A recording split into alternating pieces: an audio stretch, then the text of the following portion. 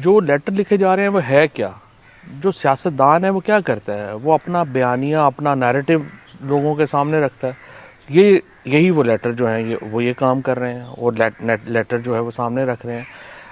इसमें कोई शुबा ही नहीं है कि जो इमरान खान के साथ जो जुल्म और ज़्यादतियाँ हुई हैं, जो पीटीआई के लोगों के साथ जुल्म और ज़्यादतियाँ हुई हैं, जो हमारे साथ हुई हैं, उसकी जो बरह रास्त जो ज़िम्मेदारी है वो मौजूदा सेटअप के ऊपर है। और इमरान खान अगर उस सेटअप को ये याद दहानी करा रहे हैं तो उसमें कोई ऐसी गलत बात जो है वो नहीं है, उसके ऊपर गौर करने की ज़रूरत है। देखिए ना, इमरान खान अगर 3 साल में आप इमरान खान का कोई सियासी हल ढूंढ लेते तो आप चला लेते मुल्क। अब देखें ना, आपके पास पैसे आ रहे हैं, मुल्क की मईशत बैठ गई है, 33% टेक्सटाइल मिलें इस वक्त बंद हो गई हैं, 50,000 जो है वो आपकी लूमें बंद हो गई हैं। उसके बाद आपने जो डॉलर सिर्फ इसलिए स्टेबल हुआ है कि आपने इंपोर्ट पे बैन लगाया हुआ है। जिस दिन आप इंपोर्ट खोलेंगे आपकी इंडस्ट्री चलेगी, फिर आपका डॉलर जो है वो ऊपर चला जाएगा।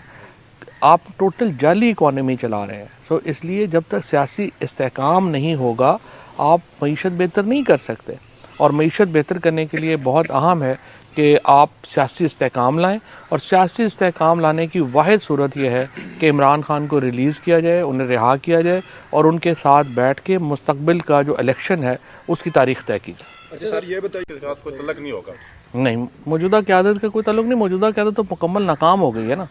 600 इमरान खान को निकालने में मौजूदा क़यादत मुकम्मल नाकाम हो गई है। लिहाजा जो पीटीआई के असल कारकुन हैं, जो नज़रियाती कारकुन हैं, जो जुल्म जबर की वजह से बैठे हुए हैं, उनको साथ लेके चलते हैं, बनाते हैं। उनको क्या है, इमरान खान साहब को वो अपनी कोशिश कर लें, हम अपनी कोशिश कर लें। हाँ जी, दो किसका सवाल हो कि ये कौन लोग हैं, फिर क्या ये वो आप जैसे लोग हैं या मिसाले के, ये जैसा कि आप बता रहे हैं कि एस्टेब्लिशमेंट के ये बनाए गए हैं? बाहर की क़यादत मेरे से ना लाएँ तो मैं उससे ज़्यादा उनसे ना लाऊँ, तो बराबर हो गया। सर एक सवाल है सामने आ जाएगी और कब तक आप उनसे बात? देखिए, मैंने लोगों से जो है वो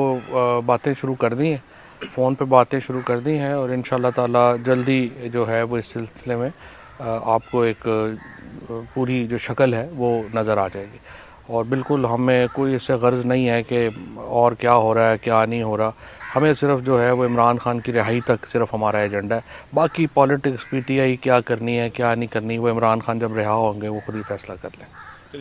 तो इसको आप जो है ना इसकी तस्दीक करते हैं या तरदीद करते हैं? वाकई शेख वकास अकरम साहब का यही किरदार है जो आप बता रहे हैं? पूरा पाकिस्तान उस वक्त वैसे करता था, तो पॉलिसी थी अफ़गान मुजाहिदीन के साथ, तो पासबान के नाम से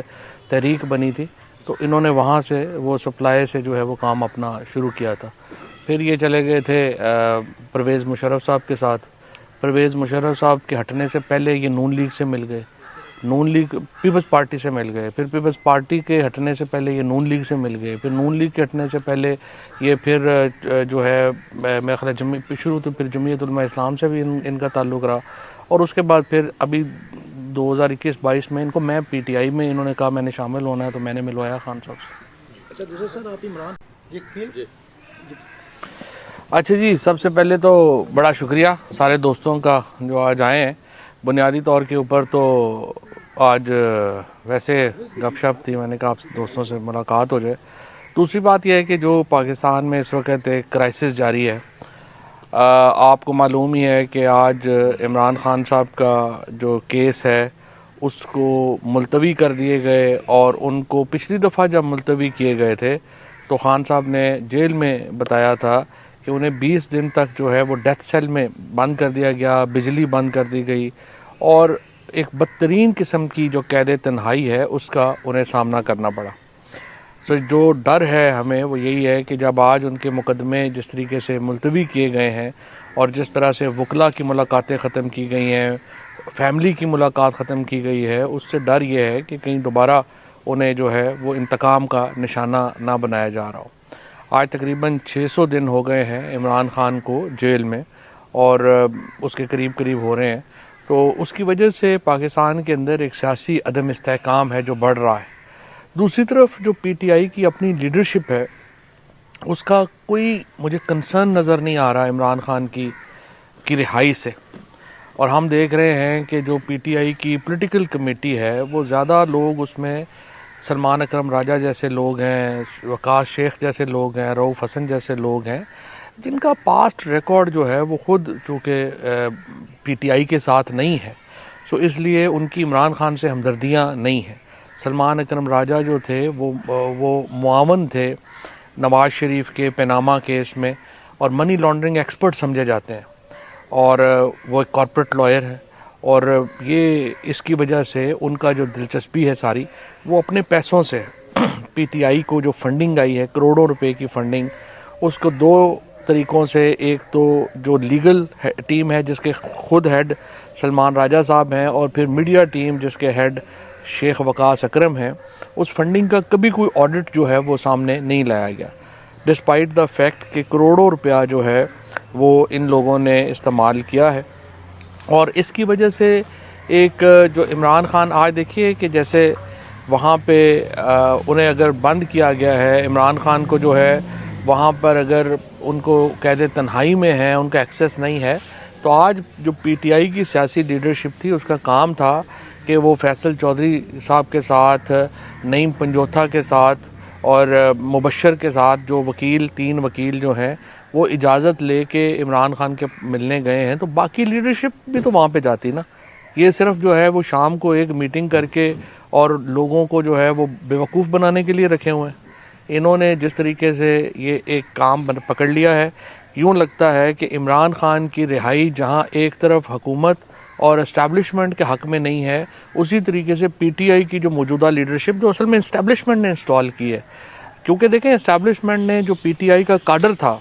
चाहे वो शाह महमूद कुरैशी हों, चाहे असद उमर हों, चाहे अली जैदी हों, इमरान इस्माइल हों, मैं हूँ,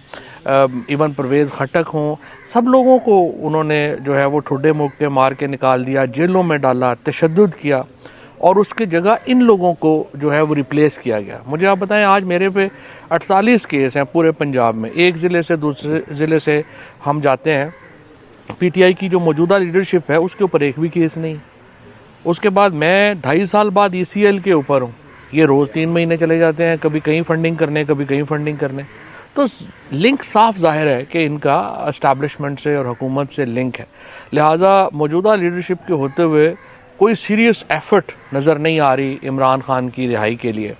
तो मैंने अब फैसला यही किया है कि जो पीटीआई की जो सारे पुराने लोग हैं, जिनको एस्टैब्लिशमेंट ने ज़बरदस्ती पीटीआई से अलहदा किया, जिन पर तशद्दुद किया गया, जिनको एक बदतरीन जो है वो तशद्दुद का निशाना बनाया गया, उनको हम जो है उनसे रब्ता करें और एक इमरान खान रिलीज़ कमेटी बनाई जाए, और जिसका वाहिद मकसद ये होगा कि इमरान खान की रिहाई जो है उसके लिए सियासी और कानूनी जदोजहद जो है वो शुरू की जाए। क्योंकि 600 दिन हो गए हैं तकरीबन इमरान खान को जेल में, और इतनी तवील जो उनकी जेल है उससे पाकिस्तान सफ़र कर रहा है, पाकिस्तान तकसीम हो गया है ऊपर से लेके नीचे तक,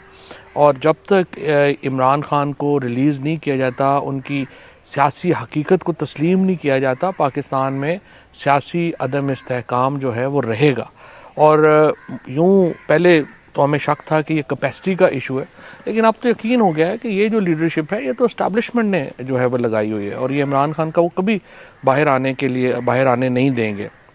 अब जिस किस्म के मामलात नज़र आ रहे हैं, शेख वकास अकरम, उनके वालिद, उनकी पूरी फैमिली जो है वो 6 महीने से केपी सीएम उधर हाउस में बैठी हुई है, और उनके ऊपर बड़े संगीन इल्ज़ामात हैं। इसी तरीके से ये जो अपना बाकी लोग हैं जो हामिद खान के ग्रुप के हैं, जैसे शोएब शाहीन हो गया, ये सलमान अकरम राजा वगैरह हो गए, इनके ऊपर बड़े संगीन इल्ज़ामात हैं फंडिंग को लेके। इनके ऊपर पार्टी को एक तो they have to come clean, और इसके साथ साथ जो इनका लिंक्स हैं एस्टैब्लिशमेंट से वो भी इस्टेब्लिश है, और लिहाजा उसको भी ज़रूरी है कि हम एक्सपोज करें, और इंशाल्लाह ताला हम ये एक जदोजहद जो है ये अब करेंगे। तो सब ये जो सियासी अदम इस्तेहकाम है, आपने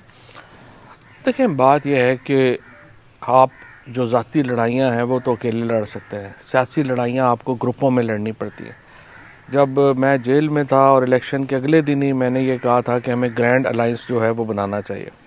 लेकिन वो ग्रैंड अलाइंस नहीं बनाने दिया गया, और उसमें भी जो ज़्यादा कसूर है वो पीटीआई की लीडरशिप का है, जिन्होंने मैं मौलाना फजलुर रहमान साहब से मेरी मुलाकात हुई, तो उन्होंने कहा कि 26वीं आईनी तरमीम में जो कॉन्स्टिट्यूशन बेंचेस बनाने की प्रपोज़ल थी, ये तो पीटीआई की तरफ से सलमान राजा साहब लेके आए थे,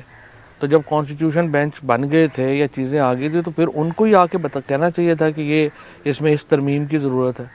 इसी तरीके से आपने पहले पीटीआई ने बार बार कहा कि हम नून लीग और पीपल्स पार्टी के साथ मुज़ाकरात नहीं करेंगे, लेकिन एक दिन सुबह आपने देखा कि ना महमूद अचकज़ई साहब को एतमाद में लिया, ना मौलाना को एतमाद में लिया और डायरेक्ट जो है वो मुज़ाकरात शुरू कर दिए। ये जो नॉन सीरियसनेस है लीडरशिप की, उसकी वजह से जो मामलात हैं वो ख़राब हुए हैं। और अब भी जो ग्रैंड अलायंस के लिए जो पार्टीज़ हैं वो तैयार हैं, लेकिन मौजूदा लीडरशिप के साथ पीटीआई की उनको रिजर्वेशंस हैं और वो समझते हैं कि इस लीडरशिप के साथ बैठना उनके लिए ख़तरनाक है, क्योंकि इनकी ज़ुबान ही नहीं है, ना इनका कोई कद है कि उनसे जो कोई बात है वो कर सके। इसलिए मैं समझता हूँ कि जब तक पीटीआई के पुराने लोग इकट्ठे नहीं होंगे, इमरान खान की रिहाई के लिए वो अपनी एफ़र्ट नहीं डालेंगे, ये जो तवील है कैद है ये तवील होती जाएगी।